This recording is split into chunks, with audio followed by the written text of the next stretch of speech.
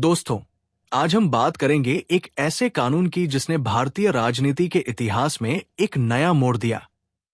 Indian councils act 1892। पृष्ठभूमि, background. Indian councils act of 1861 के बाद भारतीयों को काउंसिल में जगह तो मिली, लेकिन सिर्फ नाम के लिए। न तो कोई असली अधिकार, न कोई ताकत। इसी बीच इंडियन नेशनल कांग्रेस यानी आईएनसी का गठन हुआ ईयर 1885 में, और उसने मांग की, हमें शासन में हिस्सा चाहिए। ब्रिटिश हुकूमत डर गई और ईयर 1892 में एक छोटा सा सुधार लाया। लेकिन सच कहें तो यह था सिर्फ एक आधा अधूरा समझौता। मुख्य विशेषताएं, मेन फीचर्स। फर्स्ट, गैर सरकारी सदस्यों की संख्या बढ़ी। अब सेंट्रल और प्रोविंशियल काउंसिल्स में भारतीयों की संख्या थोड़ी ज्यादा हो गई। लेकिन ध्यान रहे, ऑफिशियल मेजॉरिटी हमेशा ब्रिटिशों की रही, यानी असली फैसला वही करेंगे। सेकंड, काउंसिल की सीमित शक्तियां। पहली बार काउंसिल्स को बजट पर डिस्कशन करने का अधिकार मिला। वे सरकार से क्वेश्चंस भी पूछ सकते थे, लेकिन बजट पर वोट करने का या लॉ बनाने का कोई अधिकार नहीं। यानी ये काउंसिल्स ज्यादा से ज्यादा डिबेटिंग क्लब्स बनकर रह गई। थर्ड, चुनाव का अप्रत्यक्ष परिचय। कुछ भारतीयों को नॉमिनेटेड किया गया। सेंट्रल काउंसिल में प्रोविंशियल काउंसिल्स और बंगाल चेंबर ऑफ कॉमर्स की रिकमेंडेशन पर, प्रोविंशियल काउंसिल्स में district boards, municipalities, universities, zamindars और ट्रेड एसोसिएशंस की रिकमेंडेशन पर। यानी पहली बार इलेक्शन जैसी प्रक्रिया शुरू हुई। लेकिन ब्रिटिश चालाक थे, इलेक्शन शब्द का इस्तेमाल ही नहीं किया। बोले ये तो बस रिकमेंडेशन बेस्ड नॉमिनेशन है। ऐतिहासिक महत्व, हिस्टोरिकल इंपॉर्टेंस।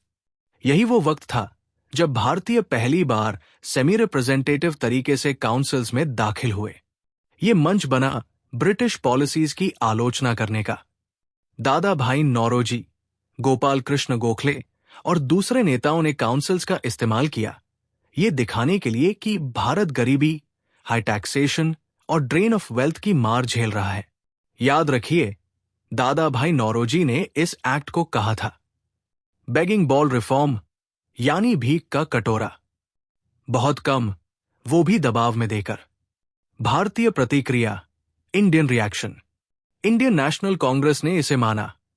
हां, एक स्मॉल स्टेप है आगे की ओर, लेकिन साफ कहा यह काफी नहीं है। कांग्रेस के मॉडरेट लीडर्स इस लिमिटेड स्पेस का इस्तेमाल जनता को जागरूक करने और ब्रिटिश पॉलिसीज की पोल खोलने में करने लगे। यही एक्ट आगे चलकर मॉन्यूमेंटो रिफॉर्म्स ईयर 1909 की नींव बना।